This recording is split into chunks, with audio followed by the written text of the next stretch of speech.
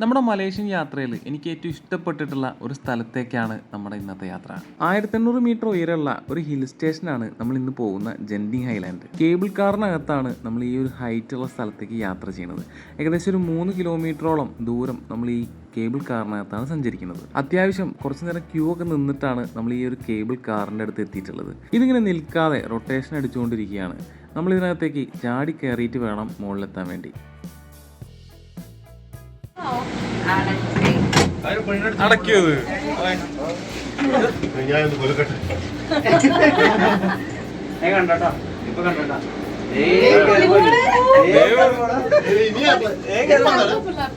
അയ്യോ കുലിക്കുന്നേ.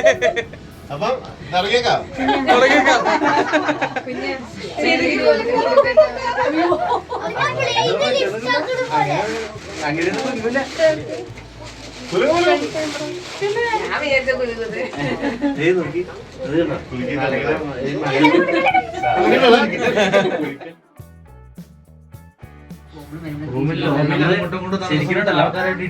ശരിക്കും ഈ മലേഷ്യയിൽ വരുമ്പോ നമ്മള് ശരിക്കും കാണാനുള്ളത്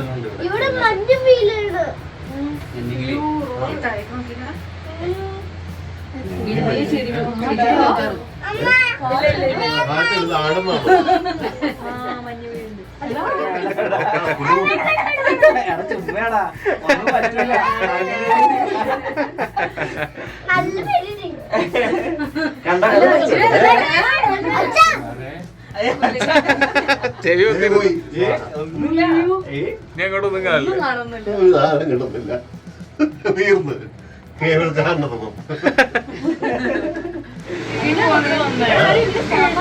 ഇതൊരു വള തിരിച്ചാ നീ പോവും.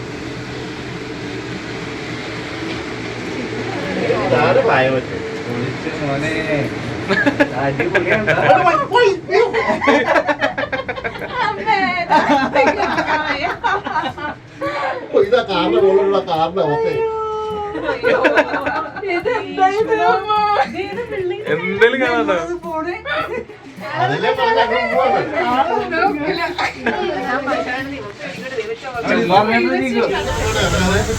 ഇടിച്ചുപിടിച്ച് നിർത്താൻ പറയും.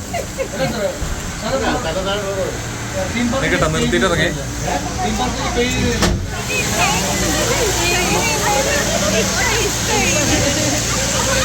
നടക്ക നടക്ക നടക്ക.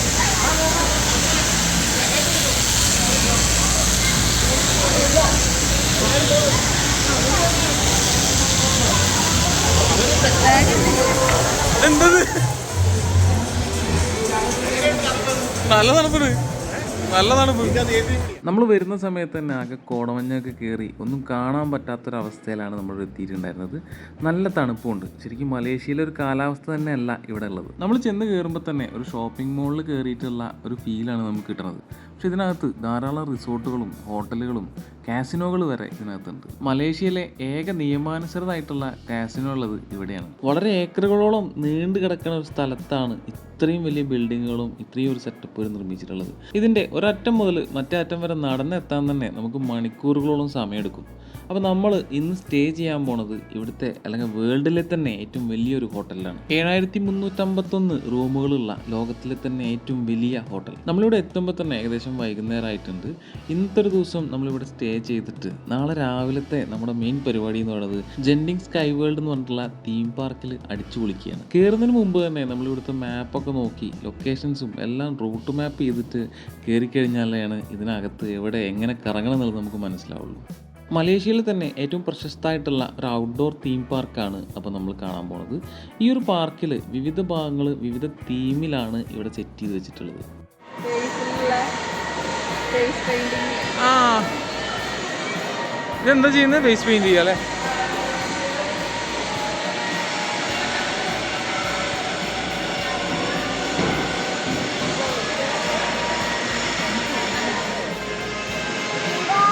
എന്താ? ആ വെള്ളം ഉണ്ടോ?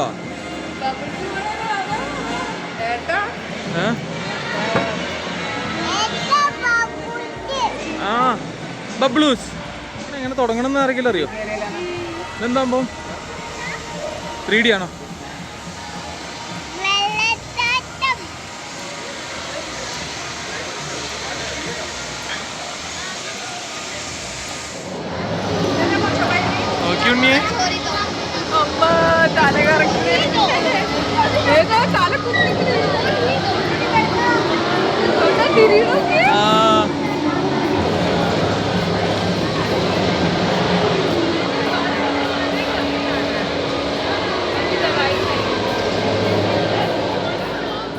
ഇവിടുത്തെ ചില റൈഡുകളൊന്നും നമ്മൾ വിചാരിക്കാൻ പോലും പറ്റാത്ത തരത്തിലുള്ളതാണ്. അത്തരത്തിൽ അഡ്വഞ്ചറസ് ആയിട്ടുള്ള സംഭവങ്ങളാണ് ഇതിനകത്തുള്ളത്. ഈ ഒരു ടൗണും അതുപോലെ ഈ ഒരു സംഗതികളൊക്കെ കാണാൻ വളരെ ഭംഗിയുള്ളതാണ്.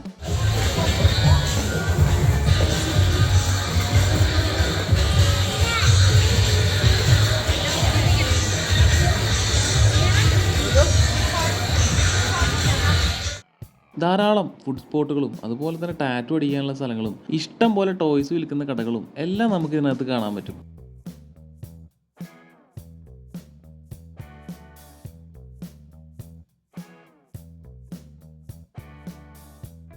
നാച്ചുറലാണെന്ന് തോന്നിക്കുന്ന തരത്തിൽ ഇവരുണ്ടാക്കിയിട്ടുള്ള ഒരു ഈഗിൾ മൗണ്ടൻ ആണ് നമ്മൾ കാണുന്നത്. അവിടെ ഒരു വെള്ളച്ചാട്ടവും കാര്യങ്ങളൊക്കെ റെഡിയാക്കി വെച്ചിട്ടുണ്ട്. അതിനെത്തുന്നതിന് തൊട്ട് മുമ്പായിട്ട് നമുക്ക് കുറേ ബൈക്കുകളൊക്കെ വെച്ചിട്ടുള്ള സ്ഥലം കാണാൻ പറ്റും. നമുക്ക് ഫോട്ടോ ഒക്കെ എടുക്കാൻ വേണ്ടിയിട്ട് ഇവർ നിർമ്മിച്ചു വെച്ചിട്ടുള്ള ബൈക്കുകളാണ് ഇതെല്ലാം.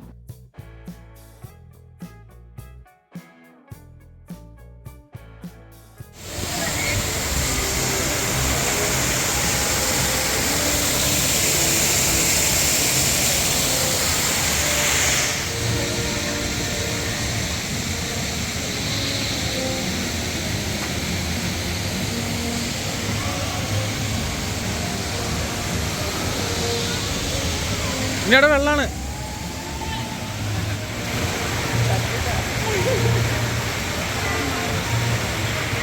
നമ്മളിനി ഈ ഒരു ഈഗിൾ മൗണ്ടൻ്റെ അകത്തേക്കൊന്ന് കയറി നോക്കാൻ പോവാണ്. അവിടെയും നമ്മളെ കാത്ത് കുറേ റൈഡുകളും കുറേ സംഭവങ്ങളും ഉണ്ട്.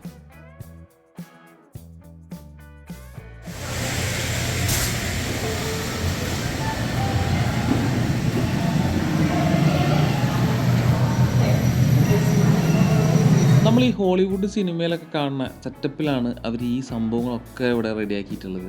നമുക്ക് കാണുമ്പോൾ ഏതൊരു ഇംഗ്ലീഷ് മൂവി കാണുന്ന അതേ ഭാവമാണ്. എന്തായാലും അവരുടെ ഈ കൺസ്ട്രക്ഷനും അതുപോലെ ഈ ഡിസൈനിങ്ങും ഒക്കെ വളരെ ഗംഭീരം തന്നെയാണ്.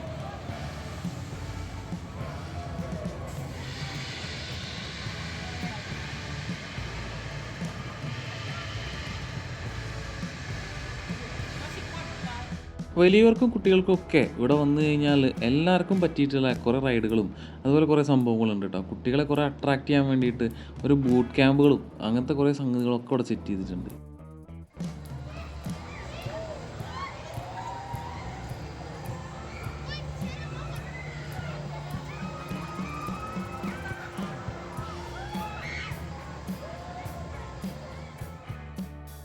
ഒരു റൈഡ് കയറിയാലും നമുക്ക് ക്യാമറ യൂസ് ചെയ്യാൻ പറ്റില്ല. അത്രത്തോളം അഡ്വഞ്ചറസ് ആയിട്ടാണ് ഓരോ റൈഡുകളും ഉള്ളത്. അങ്ങനെ നമ്മൾ ആൻഡ്രോമെഡ ബേസിൽ നിന്ന് നമ്മൾ നേരെ കയറാൻ പോണത് ഇനി ഐസ് ഏജിലേക്കാണ്.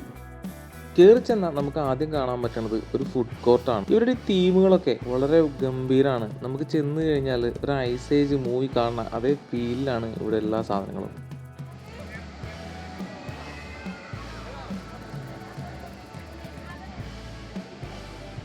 ഒരുവിധം ഏത് റൈഡ് കയറിയാലും നമ്മൾ തല കുത്തനെ അവർ തൂക്കി മറച്ചിരിക്കും.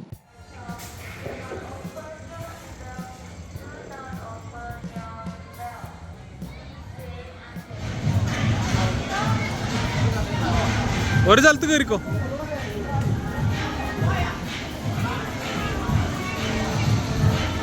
കുറച്ച് വലുതിൽ കയറിക്കോ.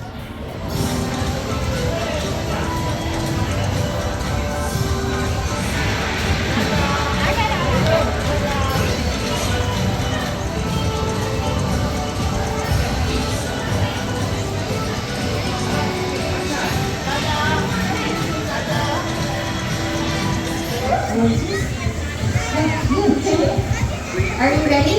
Okay, ready? The camera is right there. Ready? Now slow. അതാരും നോക്കി അതാരും നോക്കി.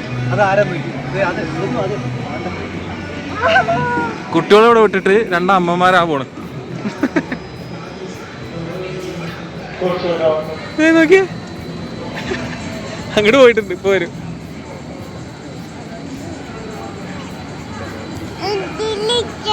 അതിൽ കയറാൻ പറ്റില്ലടാ. അമ്മ കയറിയിട്ട് കറങ്ങിയിട്ട് വരും. അതേ അതിൽ കയറാൻ അമ്മക്ക് പറ്റില്ല. അല്ല അച്ഛൻ കയറാൻ ആ വരട്ടെ കേട്ടോ, അമ്മ വരട്ടെ.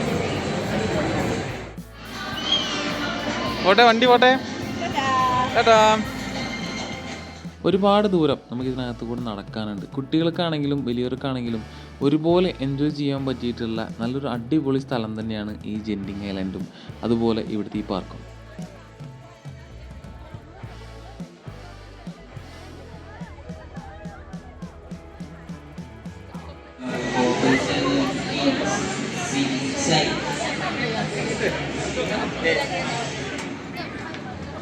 കുഞ്ഞാ ഇതിൽ കയറുക, ഇതിൽ കയറാം നമുക്ക്.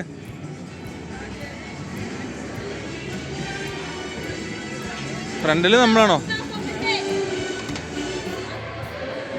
ഇരുന്നോട്ടാ? ഈ ലിവറില്ലേ അത് മോളിക്ക് നോക്കി കഴിഞ്ഞാൽ പൊന്തും. താത്തക്കാക്കിയ താഴോട്ടാ, പൊക്കിയും താത്തി കളിച്ച.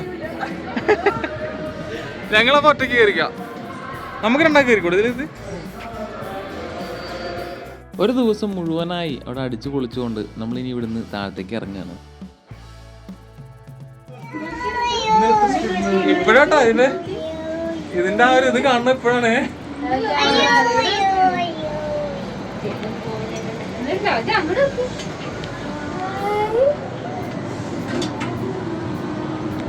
ഇവിടെ ഒരു മഞ്ഞായിട്ടേ ഒന്നും കാണാൻ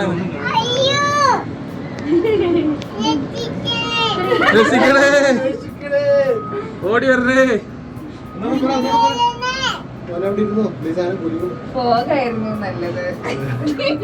ഒന്നും കാണാത്തോണ്ടേ ഇന്നലെ പേടി.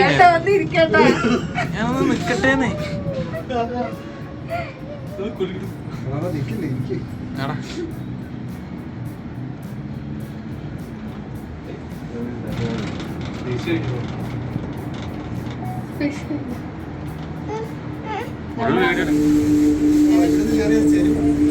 അവിടുന്ന് ഒരു ചെരിവുണ്ട്, ആ ചെരിവുണ്ട് ചെരിച്ചതായാലും.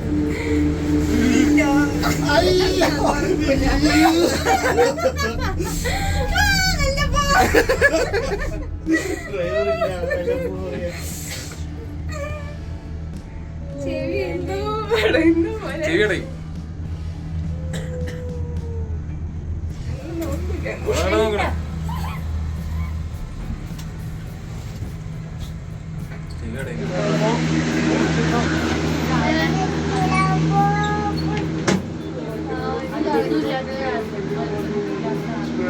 എടുക്കട്ടെ, ഒറ്റ എടുക്കലെടുക്കും. ഫസ്റ്റ് ഗിയർ ഇട്ടുണ്ട്. ആ പോയി, ആ പോയി, ആ പോയി, ആ പോയി.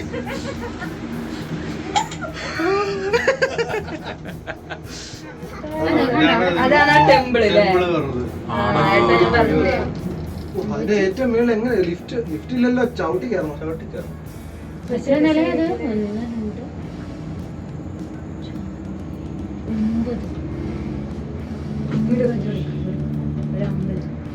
മലേഷ്യയിൽ ട്രിപ്പ് പ്ലാൻ ചെയ്യുകയാണെങ്കിൽ ഒരു ദിവസം തീർച്ചയായും നമ്മൾ വിസിറ്റ് ചെയ്യേണ്ട ഒരു അടിപൊളി സ്ഥലമാണ് നമ്മളിപ്പോൾ പോയിട്ടുള്ള ജെൻറ്റിങ് ഐലാൻഡ്. കുട്ടികൾക്കും പ്രായമായവർക്കും എല്ലാവർക്കും ഒരേപോലെ അടിച്ചു പൊളിച്ച് എൻജോയ് ചെയ്യാൻ പറ്റിയിട്ടുള്ള നല്ല ഒരു അടിപൊളി സ്ഥലം. അവിടുന്ന് അങ്ങനെ നമ്മൾ താഴെ എത്താറായിട്ടുണ്ട്. ഇനിയും ഒരുപാട് വിശേഷങ്ങൾ നമുക്ക് മലേഷ്യയിൽ പറയാനുണ്ട്. അപ്പോൾ തീർച്ചയായിട്ടും അടുത്ത വീഡിയോയിൽ നമുക്ക് പെട്ടെന്ന് തന്നെ കാണാം.